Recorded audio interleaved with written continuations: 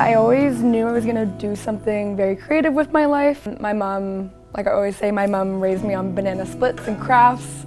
She's an artist herself, so I came by that honestly. I studied fine art, but I never really knew how to go about it or like what. It's so much pressure when like your parents are always like, you're gonna do such great things, or you're gonna, you know, you'll figure it out, you'll do something in this field. But like growing up, it was like, oh, well, I don't want to be a fine artist. I don't want to, you know, do this, that. I actually moved out west when I was younger.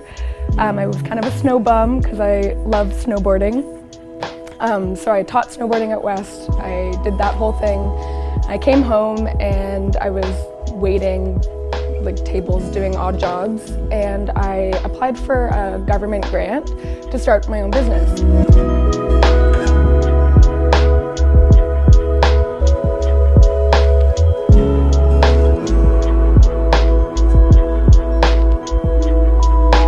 I basically pitched my idea that I wanted to sell my fine art, and at the time I was doing a lot of like refurbishing furniture. So I was doing like old dressers, like that was really popular at the time, and so that was kind of my business pitch. It was like decor, like refurbished kind of style. So I was going to markets, I was bringing all my stuff, lugging like all the heavy furniture I was making, and I was actually wearing clothing that I had made in high school. So the first product I was actually wearing at the markets was a kimono that I had made.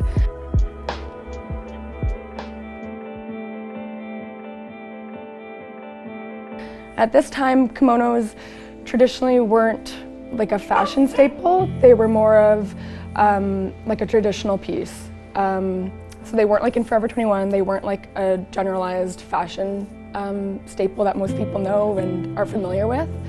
The piece was recycled from fabric that I had found at my local thrift store, and I'd actually made it in grade 10, so going way back to high school. And when I made that piece, all my friends were like, oh, I would love to get one, like can you make one for my birthday? It became like really popular just making them for friends, and fast forward to being at all these markets, people loved the work I was doing, but of course with fine art and especially with furniture, lots of people can admire, but they don't necessarily have the budget for that, and also the space in their house. Like not everybody has room for a huge piece of art or, like I said, a dresser.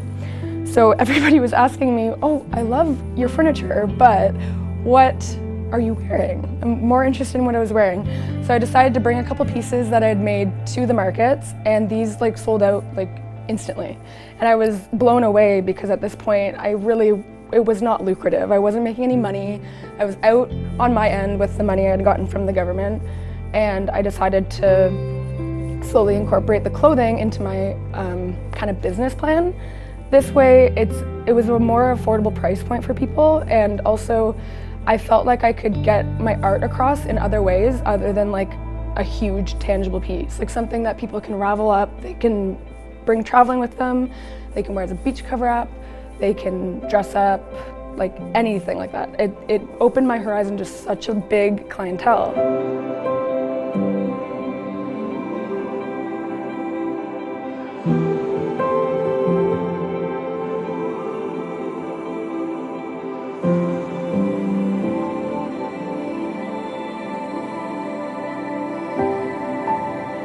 So when the business first started, I was only using recycled fabric. So I'd be going to my local thrift stores, I would be picking up old scarves, old blankets, anything I could really get my hands on. A bit of background with my family that I ended up learning later on in the business is that my last name Mair, and part of the actual brand name Elle Mair Co, the Mair family is from Scotland, and generations back, the Mair name was a lace factory. So lace has been very like special and sacred to me. So I always like collect any lace that I can get my hands on, whether it's been dyed or if it's original, whether it's new or antique. We take donations, so we do work with a lot of like denim and old pieces that people have donated to us. For instance, we do custom requests when we're on our not so busy end, which this kind of incorporates if people want to, if say they've got some jeans or something that's very important and special to them, if it's like, you know, their grandmother who passed jeans, they want to incorporate that into a jacket.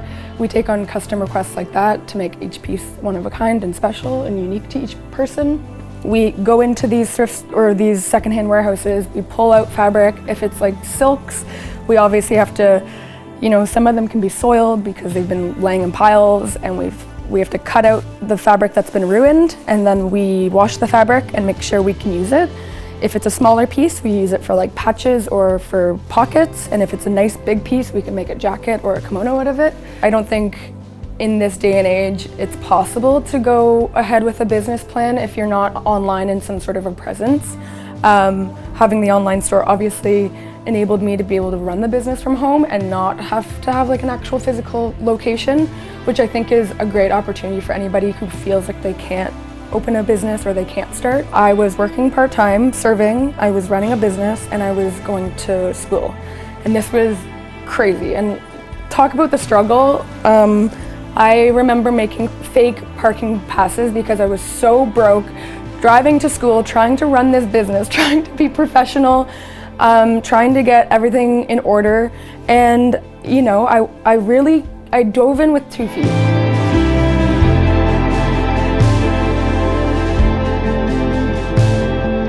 I help Lauren like do photography now for the brand, which is amazing.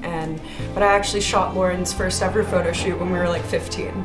So it's pretty cool that like she's had like other photographers like obviously work for her throughout the time, but it always like makes my heart like really warm when I like go back and I can like find that first post being like, this is my friend Lauren, like she's starting her own business and she's using recycled materials. Like I found that not like a few weeks ago and I was like, oh my gosh, like this feels like forever ago, and here she is now, so it's really amazing.